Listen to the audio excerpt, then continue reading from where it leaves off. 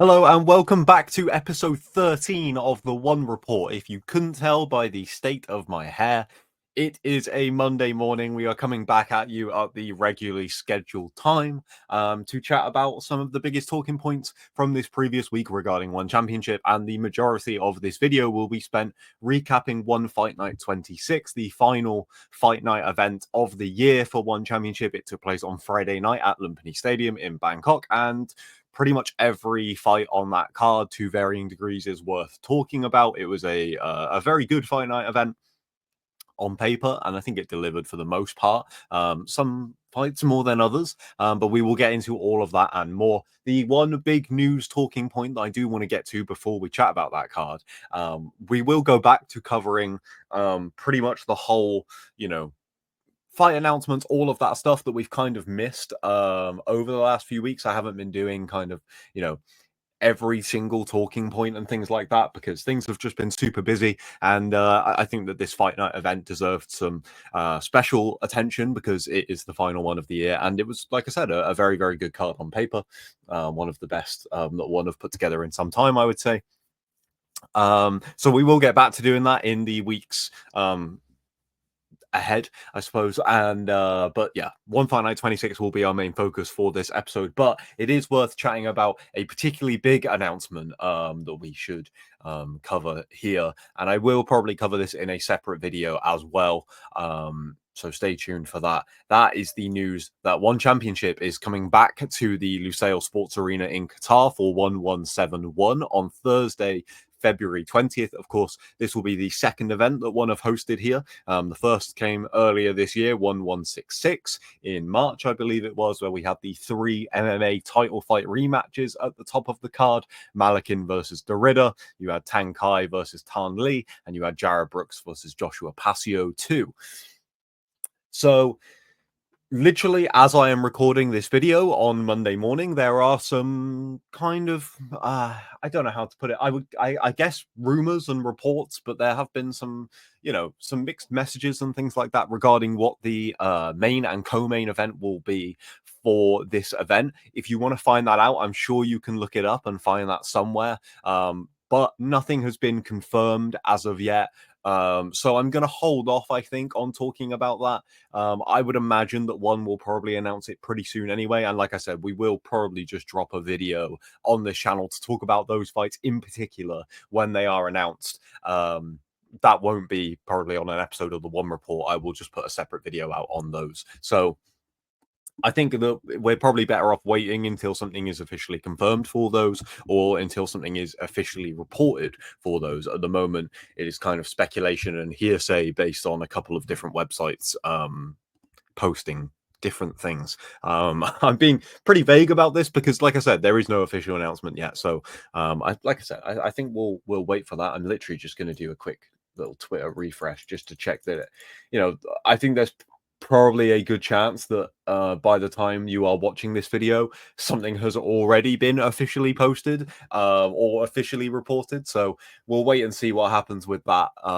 But yeah, for the meantime, we will just, I was going to originally spend a little bit of time speculating what fights I think could be on this card in terms of title fights and things like that. But we will hold off. I mean, if you literally want to just go on this Instagram post and if I go over there and have a look through the comments and the replies, and there's another post up here which is a similar thing about which fights you want to see.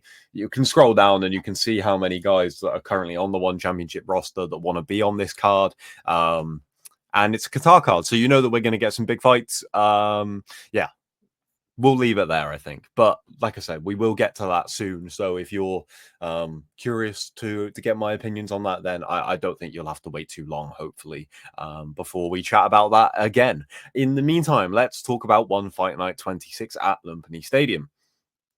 Let me just switch over my screen here. That's the wrong one. Let's pull up the One Championship website here. We'll switch it there for now. I just disappeared for a second there. I'm just gone. One Fight Night 26 December, well, 7th, but December 6th, kind of technically, depending on where you are in the world. For me, it was December 7th. Although, as I said on the last episode of The One Report, I did choose to wake up and watch this on Saturday morning rather than staying up until the early hours of Saturday morning, because that is a difficult thing to do.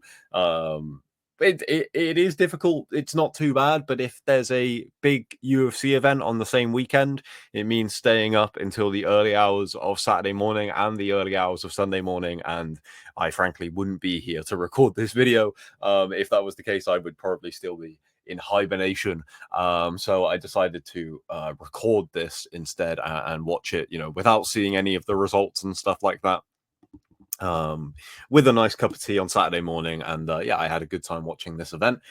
We will start with the main event, which I don't think we usually do. I think I usually go from the bottom to the top, but I can never remember. So we'll just start with the main event this time around. It was the lightweight MMA World Championship contest between the returning champion Christian Lee and the undefeated challenger Alibek Razulov, and of course it ended in a no contest in the second round after Alibek Razulov was unintentionally eye poked and couldn't continue from that.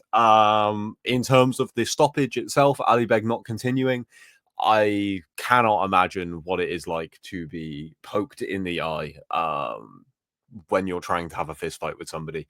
So I don't, there are times maybe in MMA where you can go, maybe that guy should have continued and things like that. Maybe that guy was looking for a way out, whatever.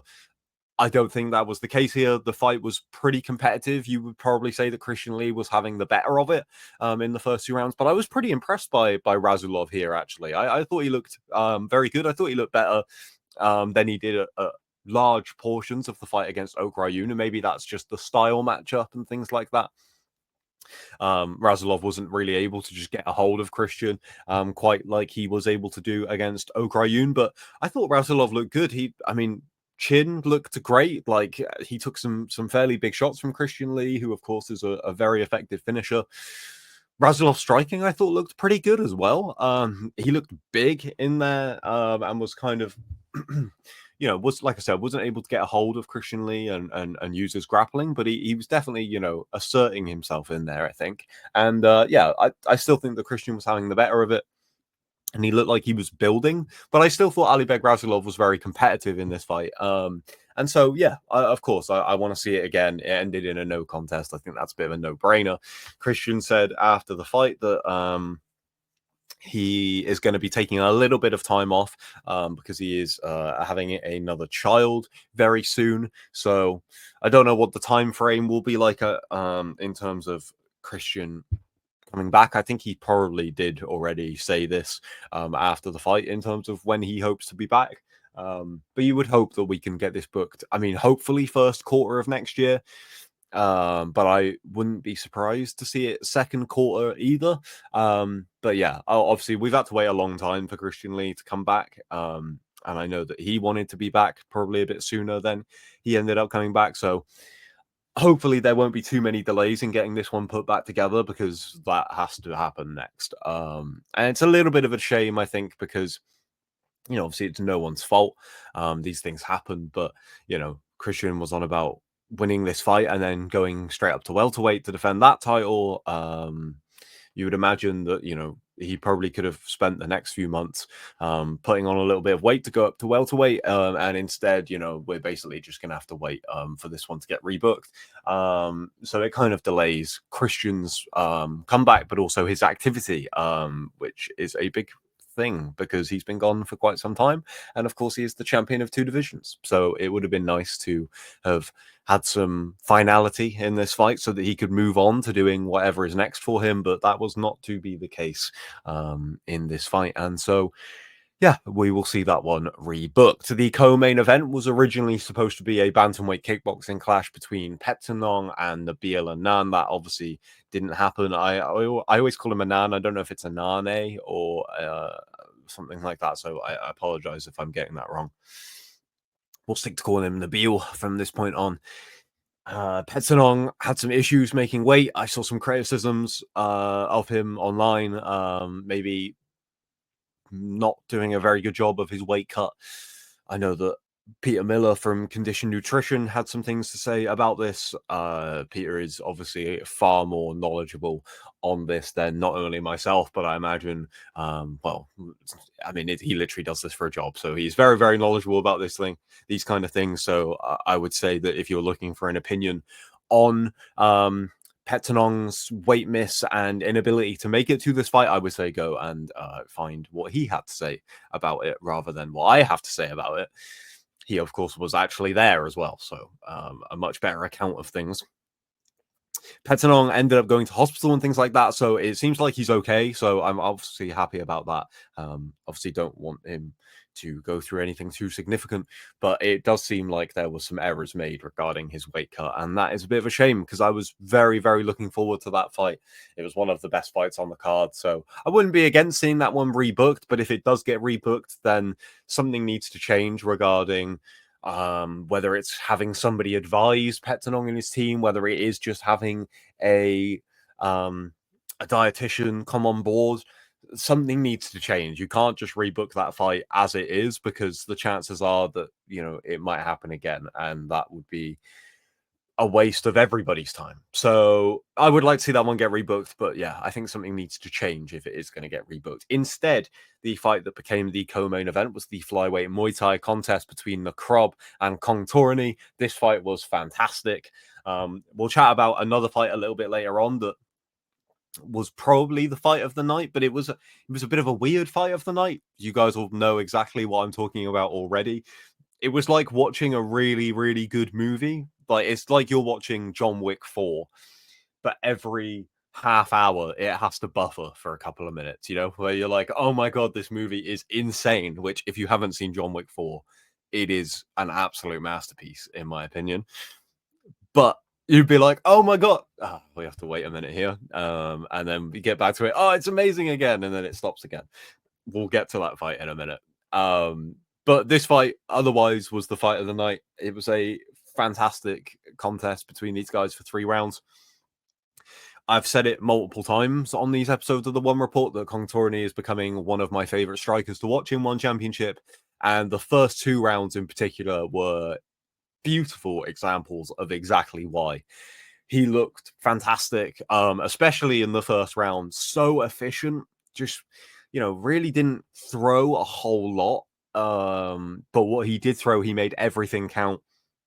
The left hand in particular, I believe it was his left hand. I really should make notes when I watch these things instead of just trying to do it off of memory when I've watched like so many fights this weekend. But it is what it is. I still haven't even watched Glory. I wanted to watch Glory Collision 7 from Saturday night, but unfortunately, whilst the event was on, I was sleeping before working the UFC, so it did not happen. But I will go back and watch that most likely at some point this week. Yeah, just didn't get time. Kong Torney looked fantastic. He was landing on the Krob and really hurting him when he was catching him clean. Nakrob made some really, really good adjustments in the second round, but not enough to turn the tide. And then I would say that the third round was definitely the most competitive. These guys, yeah, they put on a great show. It very much seemed like, Nakrob was going to try and fight him a bit more tactically and then realized that wasn't going to work because Kong Torney was doing such a good job of landing off of the back foot and catching him as he was coming in. So Nakrob just went, all right, well, I'm going to have to eat this, these counter strikes in order to land my own. So I might as well just embrace that and try and outland him. If I can't, beat him in a tactical fight, I will try and make it into a bit of a brawl. And he might catch me with one good strike as I enter. I'll try and catch him with 3 or 4 whilst he throws that counter. And it turned into a fascinating fight. And yeah, Nakrob did a very, very good job of making adjustments and making it competitive. But the early lead in particular was clear for Kong Torney. He looked fantastic early on. And I guess we'll get to there was kind of 2 unofficial. I'm saying a lot, by the way. I think I'm just super tired still. There was kind of 2 unofficial semi-final matchups in the flyweight Muay Thai division. Of course, the title is currently vacant after Rodtang missed weight at 1169. So if Rodtang, I mean, I think there's probably a good chance that Rodtang just stays at flyweight. I would like to see him go up to bantamweight, and it means that we can get somebody a fresh champion in this division and hopefully keep this division super active and super competitive. Because if this fight had been 5 rounds for the flyweight Muay Thai World Championship, you could have been looking at a fight of the year candidate. I mean, it was already a fantastic fight, but you're really looking at something extraordinary if that goes another 2 rounds. With the way that Nakrob was able to make it more competitive, if he's able to win those championship rounds, then who knows what happens, right? So yeah, great fight. Great win for Kong Torani, and yeah, advances in this unofficial little tournament here for the Flyweight Muay Thai World Championship. And yeah, I think that if there's anyone that's deserving of a title fight for that vacant belt, I think it's probably him right now. Although the other person that emerged in these unofficial semifinals was also very impressive on this night. But like I said, we will get to that in a little bit. I've already had my coffee today, so like I said, I'm super tired. So we've had a coffee. We're moving on to the energy drink. Those of you who watched when me and Nick Atkin used to do the One on SK podcast will know I'm a pretty big fan of energy drinks. So I don't know if that. I feel like that's quite a hot take nowadays. Is it? You guys, let me know. What are you energy drink people? What's your preference? As I said, I have to stay up until stupid hours to watch a lot of combat sports, and I would not be able to do it without a trusty. What have we got today? A trusty Ultra Fiesta Mango. Sponsor me, Monster, please. That would be lovely. Our second title fight of the night, submission grappling. There was 3 submission grappling contests on this card. We won't spend ages talking about these because I know that they are not for everybody. But this one saw Maisa Bastos return. I was meant to say return. I went to say retain. She did both at One Fight Night 26 and beat Danielle Kelly in a rematch. Of course, these guys, or these women, I should say, compete. I always just say guys. It's just a habit of mine. Bastos beat Kelly at One Fight Night 24 in August to win the One Atomweight Submission Grappling World Championship in a pretty close contest that Bastos really got the decisive attack when it mattered most, right? She got a catch. I think it was pretty late on. I think that's how that ended. Anyway, I haven't watched that one back. It wasn't a particularly amazing contest for the most part, and I would say the same thing here. If I was going to tell somebody who hasn't watched submission grappling before to watch a submission grappling contest, it probably wouldn't be this one. It wasn't the most entertaining watch for the most part. They kind of stifled each other's attacks for the majority of this one, but then right at the end, I don't know how long was left on the clock, maybe like 10-15 seconds, Bastos makes the right adjustments and was able to get again, I should have made notes. I think it might have been a knee bar. Was it a knee bar or a heel hook? I can't remember. To get the what's the word? Why is the word gone? To get the catch right at the end, and that was enough. I think that if that had gone to a decision, I'm really not sure how it would have gone. You could probably say that Danielle Kelly was slightly more aggressive, but I would say Bastos was more effective in terms of reversing positions and getting to better positions. So I think that's quite a tough one to weigh up. In the end, it didn't matter because Bastos got that catch and it made everything a lot easier for the judges. It's a little bit of a weird one, this, because both matches have been pretty competitive, but both times Bastos has just been able to do enough to get the win, kind of showing her incredible ability as a serial winner to find the submission threat when it matters the most and to do that, to pull ahead right at the last moment to get the win. So I don't think you can make the case for them doing a third match, even though Kelly, I think, has put up a good fight both times around. So interesting to see what she does from here, because these submission grappling divisions, I mean, we did have 3 submission grappling contests on this card, and 2 of them were non-title bouts, but the majority of the time that we see submission grappling on these fight night events, it is a title fight, and I don't know if Danielle Kelly will stick around, especially with her already losing. I just dropped my pen.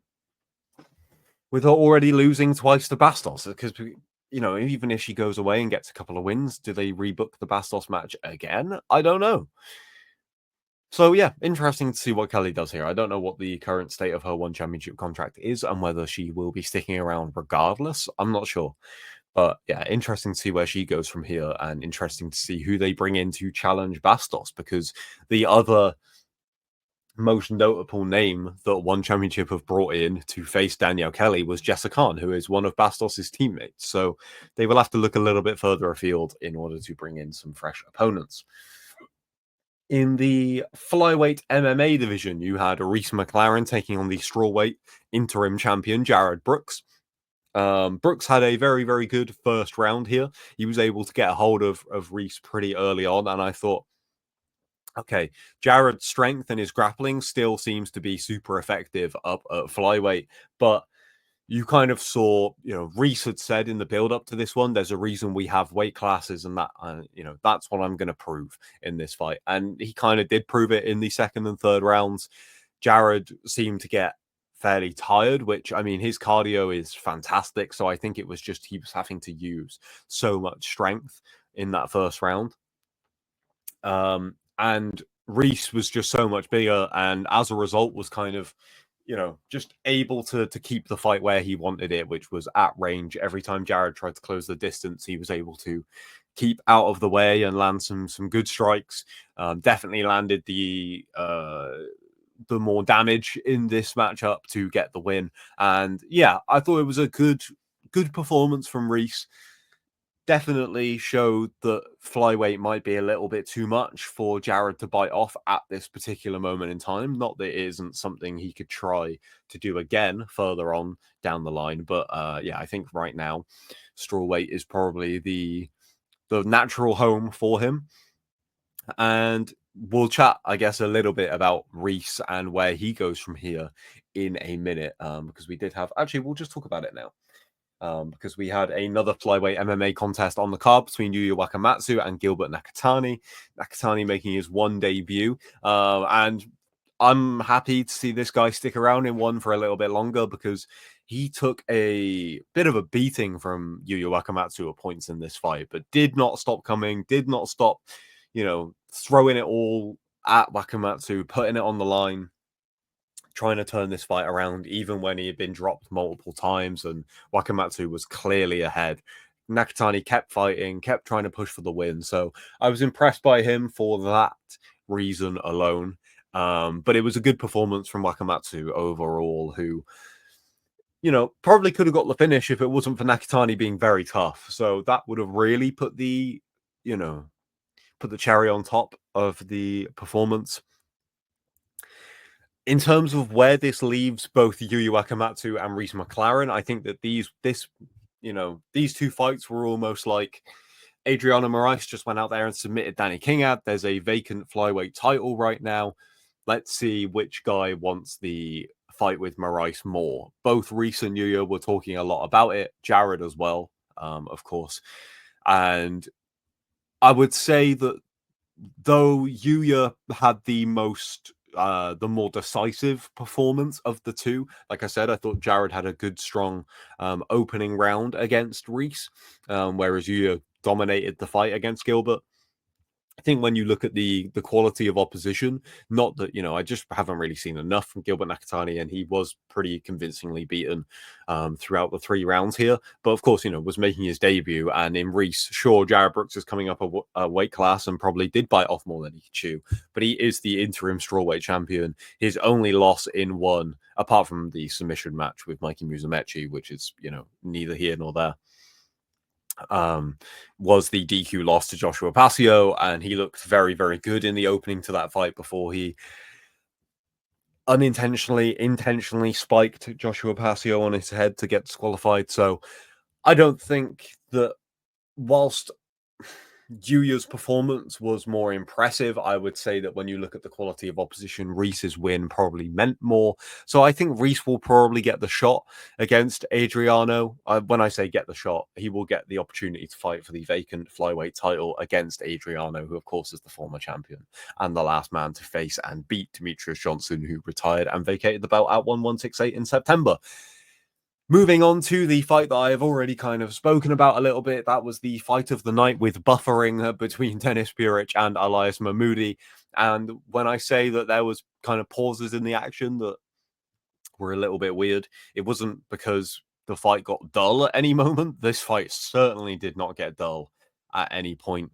The reason it paused several times was because of the referee needing to intervene for multiple reasons. Some of those reasons were because of Denis Buric turning his back to his opponent. He, of course, did this in the Jacob Smith fight. Jacob Smith was very, very critical of this. I don't remember him doing it that much against Rodtang. Maybe I'm wrong about that. I would have to go back and watch that one, but let me know if he did that against Rodtang as well. And look, I don't know whether it's a intentional thing from Denis Buric so that his opponents basically, it puts his opponents in a difficult position where they're probably just going to throw at him anyway because it's the heat of a fight and they're not consciously making that decision to go, I'm going to hit this guy in the back of the head. They're just throwing because they think they've got him hurt and they're trying to capitalize on that. So I don't know whether it's a natural kind of tick of Denis Buric, just a bad habit that he does. And I don't know whether it's a bit of a veteran savvy tactic of turning his back and giving his opponents a difficult problem to try and solve in that moment. Do they, just in the heat of the moment, throw at him and then get penalized for hitting him in the back of the head?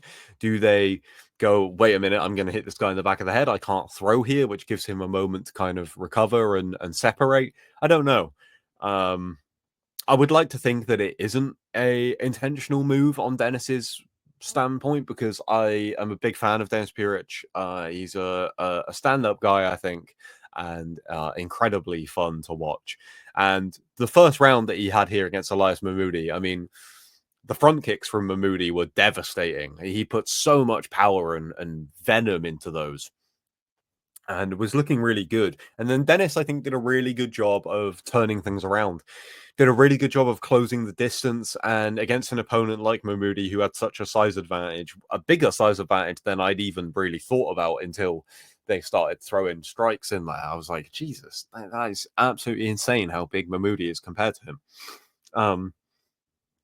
Dennis did a really good job of doing what he needed to do, which was close the distance and land a lot of strikes up close. Although I thought Mahmoudi had some very, very dangerous weapons up close as well, which I think kind of changed the fight a little bit.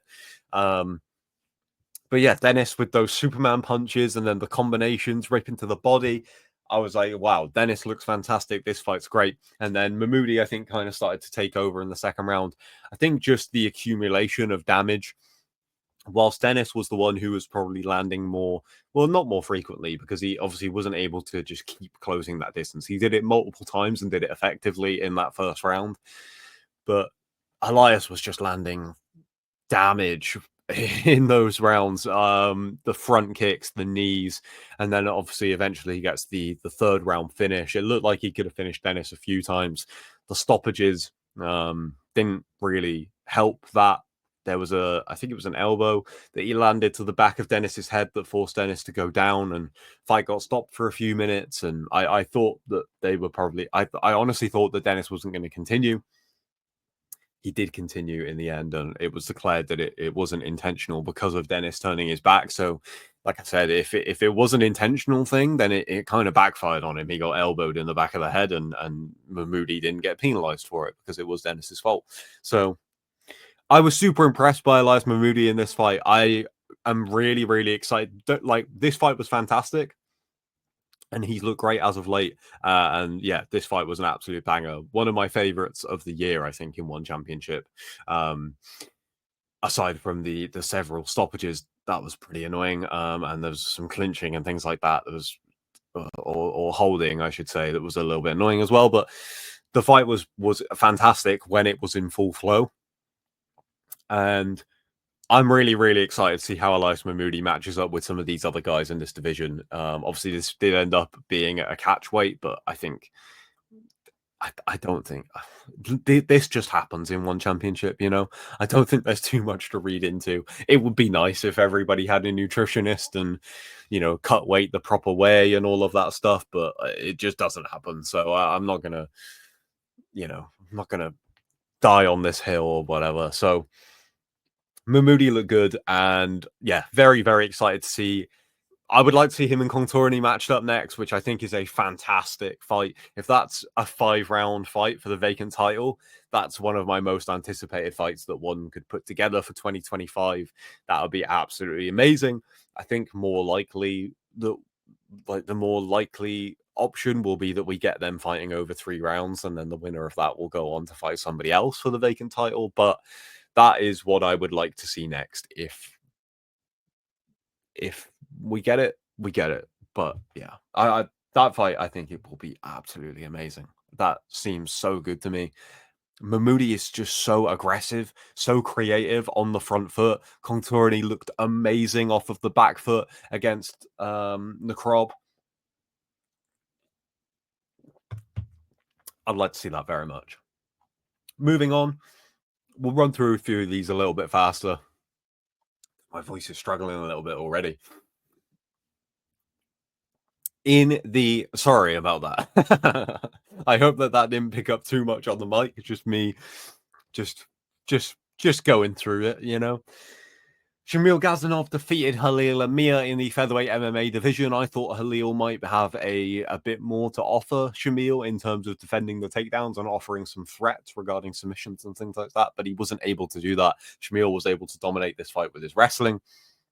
He has already been reported by Nick Atkin over at the Bangkok Post that Shamil will be fighting Martin Nguyen in Qatar. So you're probably looking at a title eliminator there for the featherweight belt, which is a fight that both those guys have spoken about a fair few times now. So it makes a lot of sense, I think. And Shamil, I would say, yeah, is probably one more big win away, considering we already have the title fight booked. If the title fight between Tankai and Abdulayev wasn't already booked, then you could probably say that Shamil is right up in that mix. But considering those guys aren't fighting until January, and then you're probably looking at them coming back towards, I would like to say, the end of the second quarter of the year, but you're probably looking at third quarter or even fourth quarter.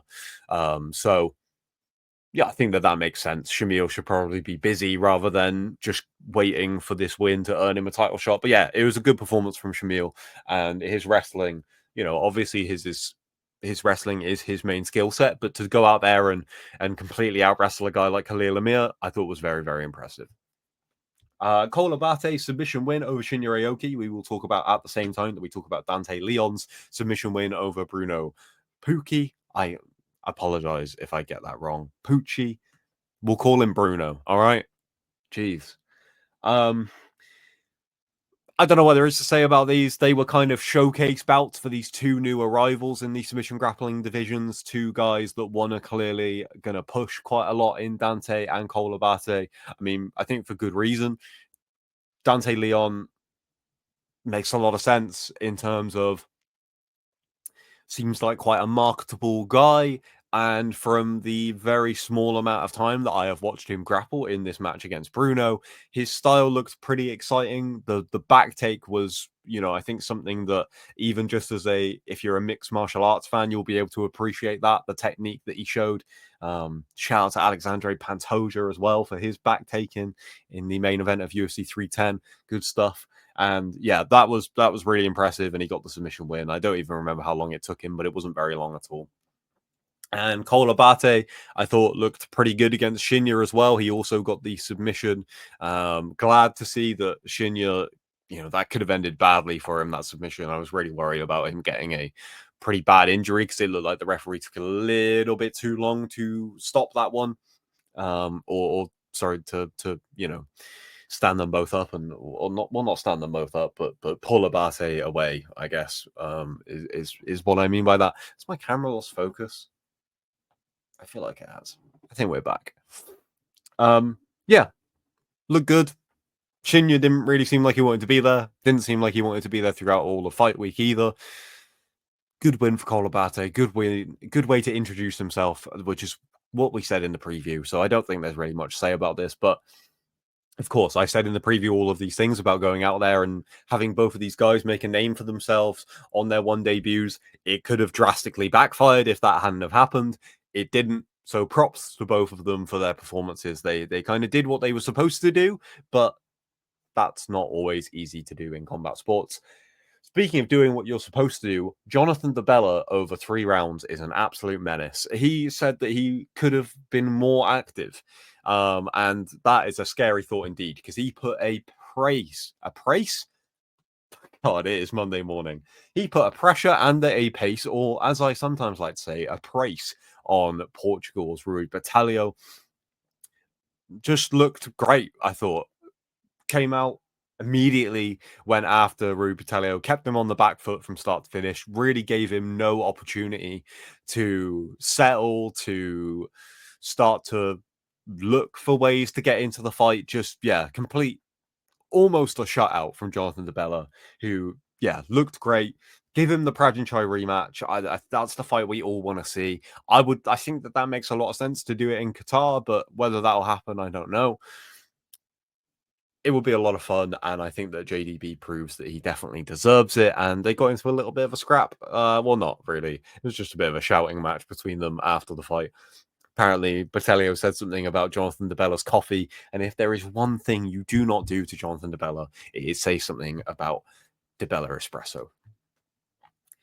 Finally, first fight of the night was between Tong Poon and Daniel Williams. We'll keep this one short. I thought that Daniel Williams would have a fairly good chance in this fight if he fought tactically, if he fought smart, if he fought strategically. Of course, he always has it in his back pocket that he can go to war if he needs to. But I think I probably said in the preview, I've definitely said it in multiple articles that, you know, throw in caution to the wind and going all guns blazing against a guy like Tom Poon, who that is his skill set, would not be a good idea. That is what Daniel Williams did, and it turned out to be a bad idea. Tong Poon got the second round stoppage. Better boxing, a lot more devastating power. Daniel Williams was landing some good shots, but they just really didn't seem to have much impact on Tong Poon. I think that he could have used his kicking game a lot more and fought off of the back foot and tried to be the first to the punch every time against Tong Poon, and he just didn't do that. It went out the window in the second round, and Tong Poon landed the 3 knockdowns to finish that fight. And he won a performance bonus as well, as did the 2 submission grappling guys. I get that one tend to give finishes bonuses, right? And, those were 3 of the 4 finishes on this card. I think Elias Mahmoudi deserved the finish, but of course this was a catch weight, so maybe that's why. But either way, yeah, not totally surprising, I don't think. There. And that will just about do it for this episode of the One Report. This one has been a long one. Like I said, I knew there would be a lot to get to with One Fight Night 26. It was a big card. Let me know what your thoughts were on One Fight Night 26. Thoughts on the card overall. What was your favorite fight? What was your favorite performance? What do you want to see in Qatar? Ignore the reports and things like that. Just let me know. What would you pick to be the main event, the co-main event, whatever you want in Qatar?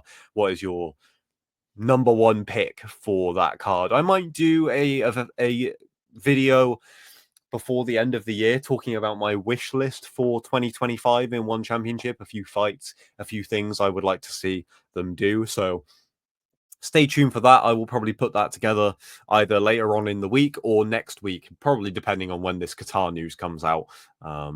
So we'll wait and see. I'll give it a few days and hopefully we will have another video up on this channel. So stay tuned for that. Drop the channel a subscribe, drop this video a like, all that good stuff. And I will see you in the near future. Until then, peace.